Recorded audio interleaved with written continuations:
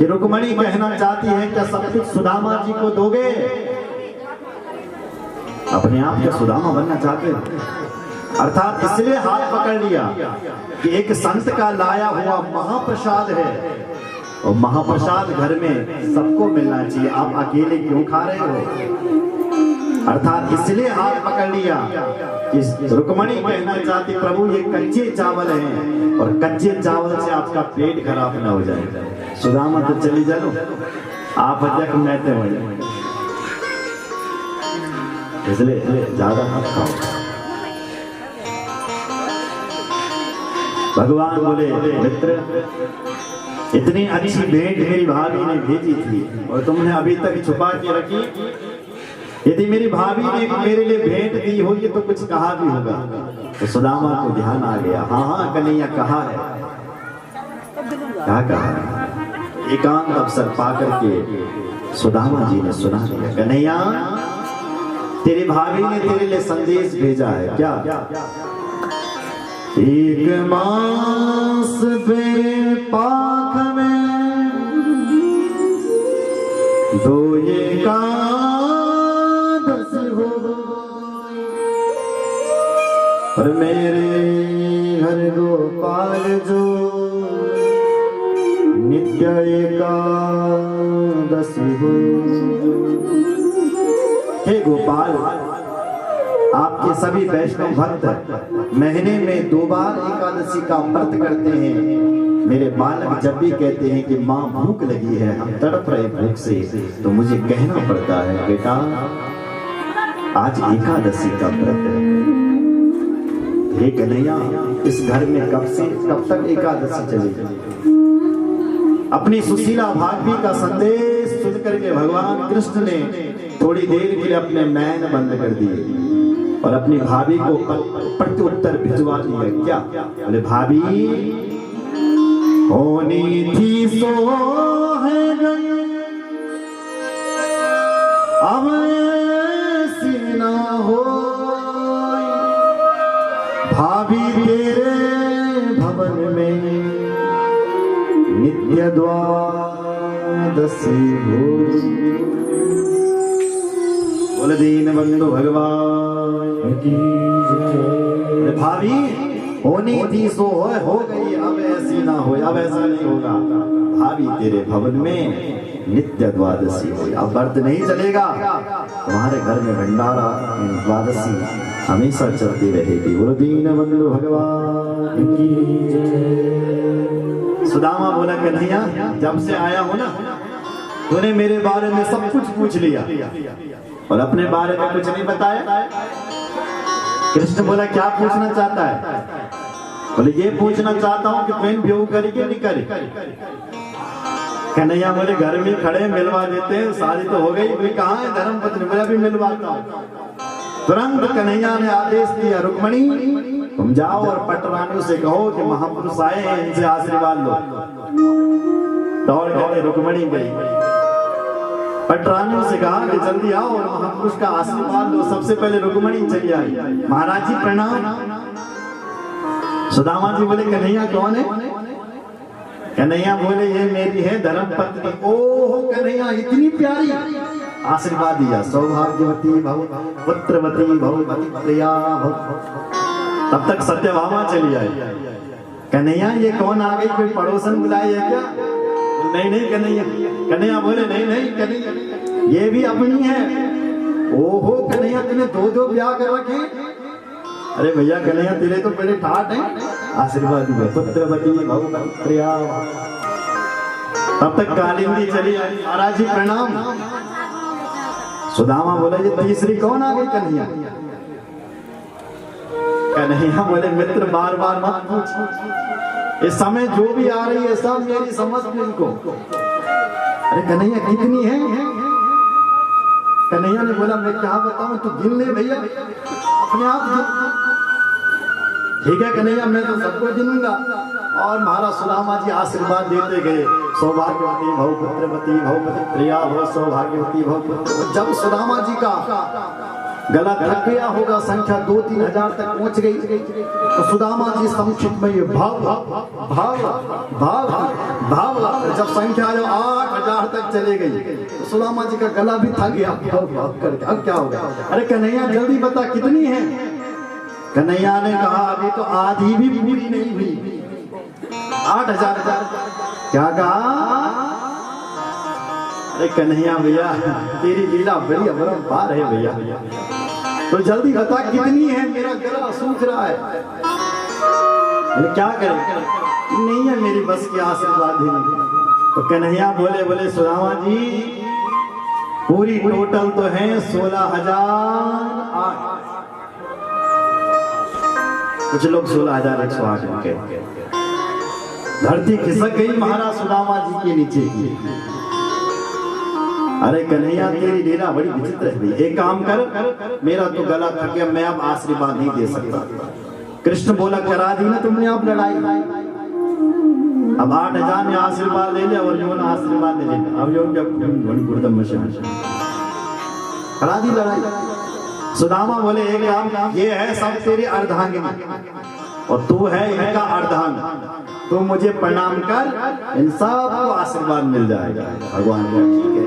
तो भगवान ने किया, एक ब्राह्मण के चरणों में प्रणाम, सुदामा जी के चरणों में प्रणाम, और भगवान ने दिया आशीर्वाद। ये सुदामा ने दिया आशीर्वाद। बोलो भक्त वत्सल भगवान की जय।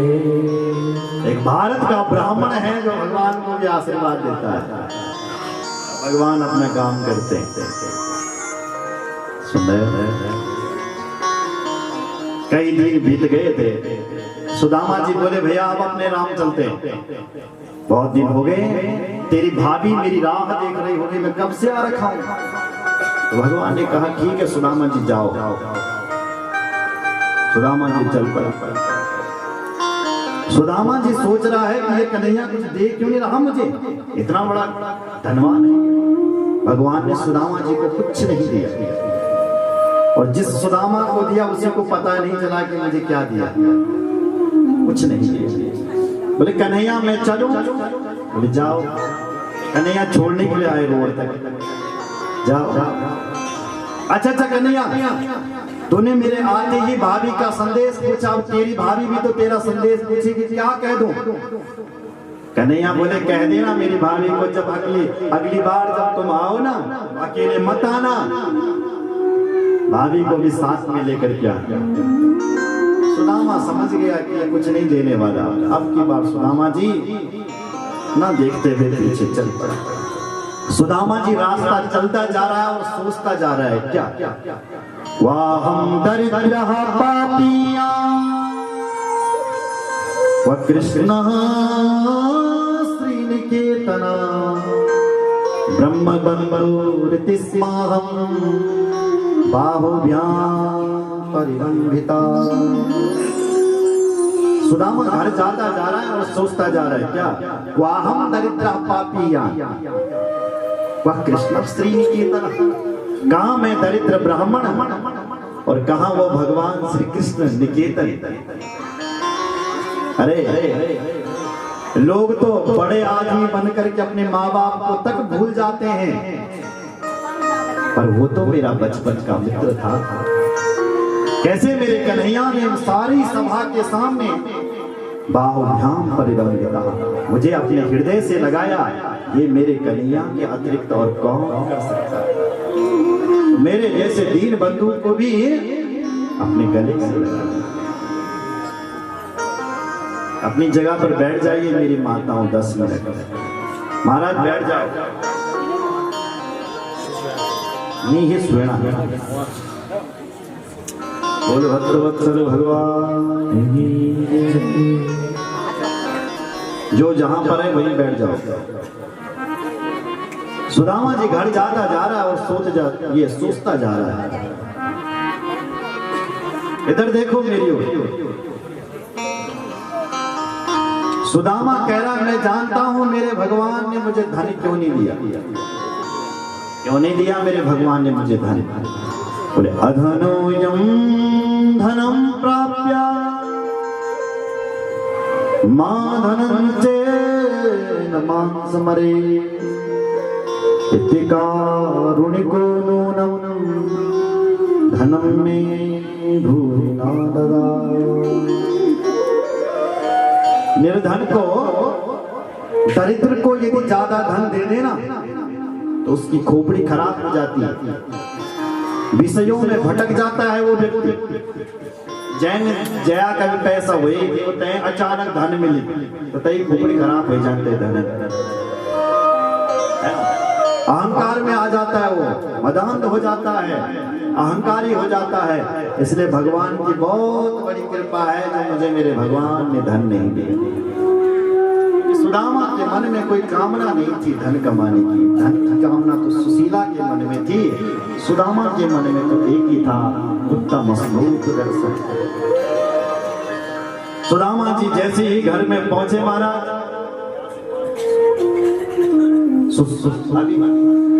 सुदामा जी जैसे ही घर में पहुंचे तो जहां सुदामा की टूटी फूटी झोपड़ी थी वहां देखा कि विशाल महल बने हुए हैं, भयंकर महल। सुदामा ने सोचा कि मैं कहीं द्वारिका में तो नहीं आ गया, कि महल कहां दिख रहे हैं यहाँ। महल के चक्कर काट रहे हैं सुदामा जी चारों तरफ। अचानक जब ऊपर से, महल के ऊपर से, खिड़की से जब झरोके से सुशीला ने झांक करके देखा, तब तक किसी पथिक ने कह दिया, किसी द्वारपाल ने कह दिया, हे सुशीला मां, देखो तो कोई ब्राह्मण आया है और आपके भवन के चक्कर चला रहा है, चक्कर काट रहा है। देखो तो जो सुशीला ने झरोके से झांक करके देखा तो क्या दिखाई पड़ा कि सुदामा आ रहा है। तो तुरंत बोला, तैयारी करो, मेरे स्वामी जी आ गए, मेरे स्वामी जी आ गए। तुरंत सभी ने ये तैयारी की महाराज। सुशीला भगवती ने 16 श्रृंगार किए और चल पड़े सुदामा की जय जयकार करते। बोलो सुदामा जी महाराज की जय, बोलो सुदामा जी महाराज की जय। सुदामा जी की आरती घुमा रहे हैं सुशीला, और सुदामा जी चक्कर काट रहे हैं। जब सुदामा के मुख पर जब आरती घुमाई तो सुदामा जी बोले, हे देवी, तुम मेरी आरती क्यों कर रही हो? तुम कौन हो? कौन हो तुम? तब सुशीला ने क्या कहो, महाराज कैसे मित्र से मिलने के गए कि मुझे ही भूल गए? कैसे मित्र से मिलने के लिए गए? तब सुदामा ने कहा, सुशीला तुम? बोले हाँ मैं हूँ। तो बोल पड़ा सुदामा, क्या? पत्नी भिक्ष विस्फुरन्ति देवी वैमान की दासीना निष्कंठीना मते भांति सविस्मया। अरे सुशीला, तेरे पास इतनी महल अटारी, इतनी साफ दासियां, ये सब कहां से आई? कहां से आई? कहां से आई? सुशीला बोली, भगवान स्वामी जी, ये सब आपके द्वारिकाधीश श्री कृष्ण का चमत्कार है, ये सब उन्हीं ने किया है। सुदामा समझ गया, देवी मेरा कृष्ण साक्षात घनश्याम है, घनश्याम है, घनश्याम। इन मेघों का नाम भी घनश्याम है। वो मेघ जो बरक कदम उठते, मेघ आते हैं और हमारे खेतों पर पानी बरसा करके चले जाते हैं, क्या वो कभी धन्यवाद मांगते हैं आपसे? बिल्कुल नहीं। धन्यवाद की कोई प्रतीक्षा नहीं, पानी बरसा देते हैं और चले जाते हैं मेघ। उसी प्रकार भगवान हमारे ऊपर कृपा बरसाता है और हमें पता ही नहीं चलता कि कैसे कृपा हो रही है। ये भगवान की ही कृपा है जो ये निर्विघ्न पूर्वक ये यज्ञ हुआ और आज अपनी विराम की ओर जा रहा है। ये भी भगवान की बहुत बड़ी कृपा है। और भक्त वत्सल भगवान की जय। यहाँ पर 2 अध्यायों में सुदामा चरित्र गाया था और यहीं पर ही सुदामा चरित्र को विराम। आगे की कथा 15 मिनट के अंदर विराम की ओर, क्योंकि समय पूरा हो गया। 12 बजे का समय था, 1 बजने वाली है। आइए एक भजन करते हैं और उसके बाद आगे की कथा में प्रवेश करते हैं। बोल भक्त वत्सल भगवान की जय।